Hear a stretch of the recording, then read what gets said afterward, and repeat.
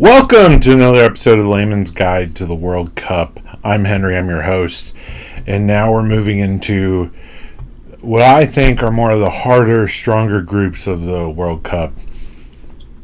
We're going to see some really good soccer, and you don't really know who's going to finish. So today we're looking at Group E. Group E contains Germany, Curaçao, Ivory Coast, and Ecuador. And we have to start with the Germans, of course. They've won 4 World Cups. They've won in 54, 74, 90, and 2014. But the big storyline is, after they won the title in 2014, the team kind of fell apart. The last 2 World Cups, they've been grouped. They fell to a curse that's known as the Champions Curse, which usually means the champion of the last World Cup gets grouped in the next World Cup. We saw it with Italy in 2010, Spain 2014, Germany 2018.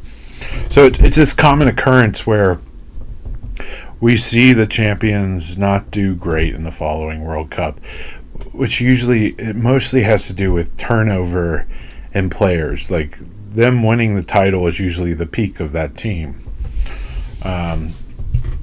So then it kind of just happens where they've started over again because players have retired and systems change and things happen. But will Germany be able to get out of that slump? Same thing with the Euros. Quarters is the best they've done at the last Euros. In World Cup qualifying, though, there was some hope. They went 5 wins, 1 loss in World Cup qualifying. With the only team they lost to Slovakia away. So they had a really solid World Cup qualifying cycle. And they have some good players, but then they also have, I would say, the spine of this team. This is their last World Cup. You have Manuel Neuer in goal, who's arguably one of the easy top 5 greatest goalkeepers to ever play the game. You have Joshua Kimmich, who's their captain, that's playing the center mid. He plays for Bayern Munich. You also have Antonio Rudiger, who plays for Real Madrid, and he's in center back, which this will probably be his last World Cup. But then you have young talents like Florian Wirtz at Liverpool, who could really, this could be his coming out party for soccer. Sadly, Musiala, one of their premier players, is still injured and will probably not play in this World Cup.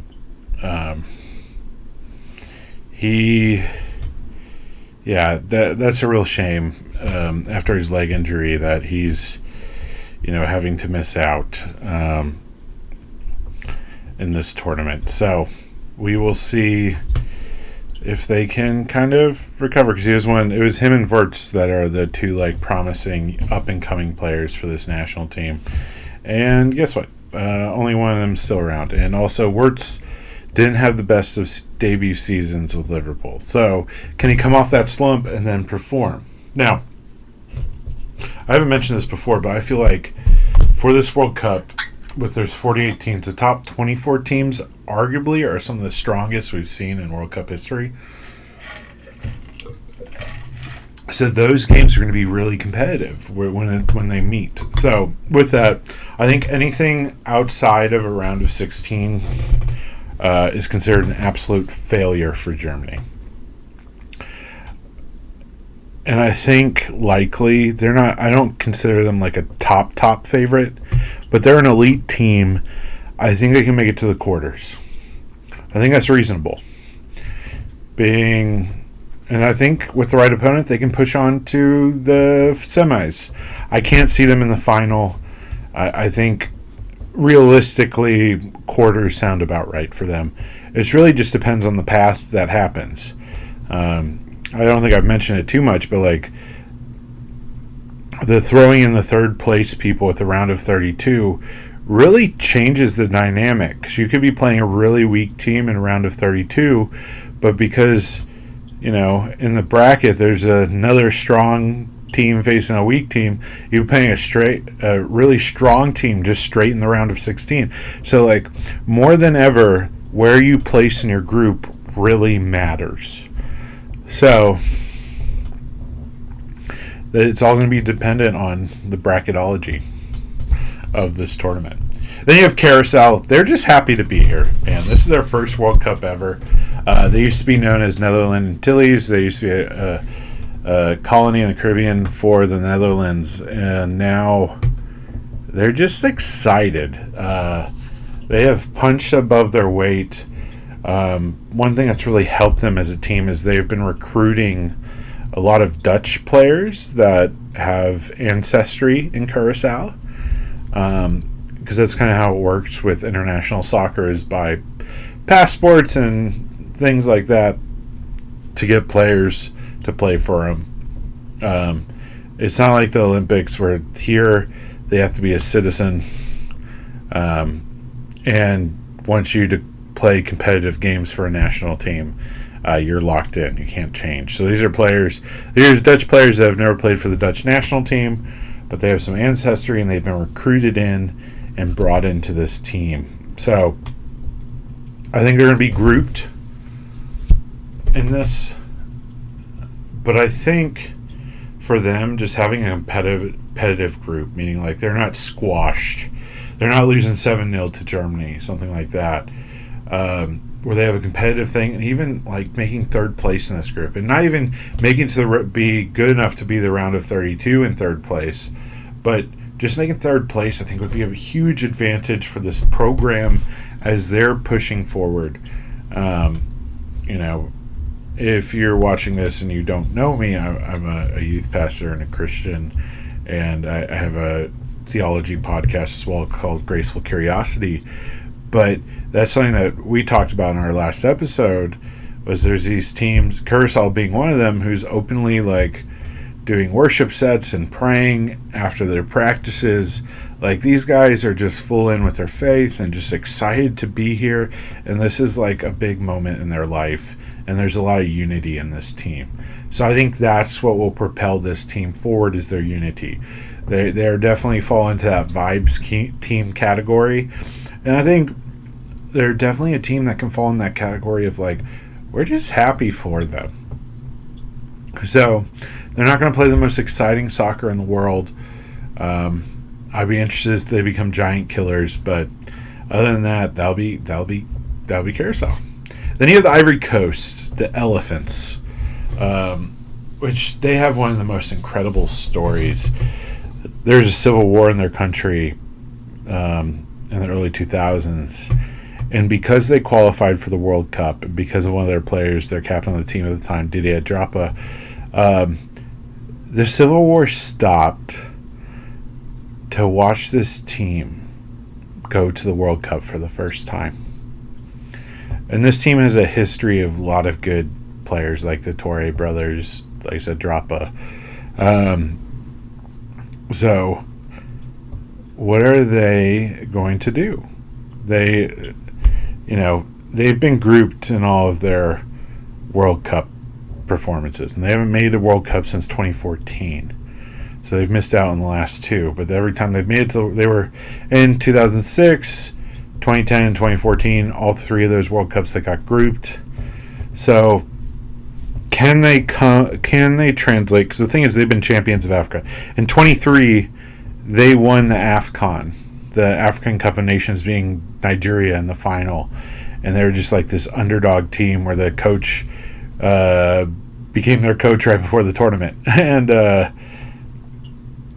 like, when I say right before, like literally right before. And this team as well in 25 made it to the quarters. So can they translate their success in Africa to success on the world stage? That's the question for this team. And this is, you'll find, you're going to hear this a lot, but this seems to be a consistent pattern for African teams. They have all this success in Africa, and they have great players. They have really good players playing in all the top leagues in the world. Yet when it comes to the World Cup, they kind of falter. Like Morocco in the last World Cup, making it to the fourth place, making the semifinals. In 2022 was the first time ever an African team had made it to the semifinals of a World Cup. So, can they translate it from their performance on the continent to the world stage? We'll have to find out. They got some interesting players. Frank Kessie plays for Al Ahly. He has experience playing for AC Milan and Barcelona. He's their captain in the center of the park for them, playing in center mid. So he'll be kind of controlling the tempo for this team. Then you have someone I'm very familiar with, Amad Diallo, who plays for Manchester United. He's a left winger. And he's had a pretty solid season for us, so I'm excited to see what he can do on the international stage. Then you also have Jan Dimande, who is a player that plays for Leipzig in Germany, Red Bull Leipzig in the Bundesliga. It's usually one of the top teams in the Bundesliga. And he's in a lot of speculation for transfers because he's a young player. He's playing well. He had a breakout season. So can he translate that to the World Cup as well? That's what we're going to find out with this team because they're going to be a fast-paced team. They'll get behind defenses and make stuff happen. So we'll see what happens with them. Likely finish a failure's group stage, I think. I think for them, with how big the World Cup is this year, they can fight for a round of 32 spot. I think they'll be fighting with the next team we'll talk about for that second place spot in this group. Germany will get first, and then them and Ecuador are going to fight for second place. Their crucial game will be against Ecuador. That will determine how they finish in this group, but I think they can make it to the round of 32. And for them, I think that would be a success. They've made it to the knockout rounds. From there, it really just depends on who they're tied with. Who's their matchup. They could go farther, but I think realistically, round of 32 is where it's at for them. Then you have Ecuador, which is just this interesting team. Because we've been saying for years that this team has a lot of good young talent, and whether it's inexperience or what, they just can't get their act together on the international stage. Because before the best they've ever done is round of 16 in 2006 of the World Cup. They got grouped in the last World Cup. But like World Cup qualifying and CONMEBOL, which is one of the hardest places to get a good qualification for the World Cup, they got second place, with the only team better than them was Argentina.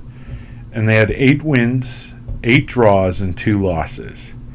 That's really impressive for the CONMEBOL region, for South America. When you're playing teams like Brazil, Argentina, Colombia, Venezuela, Paraguay, Uruguay, that's really impressive. So can they translate that success in World Cup qualifying into something special at this World Cup? That's the question.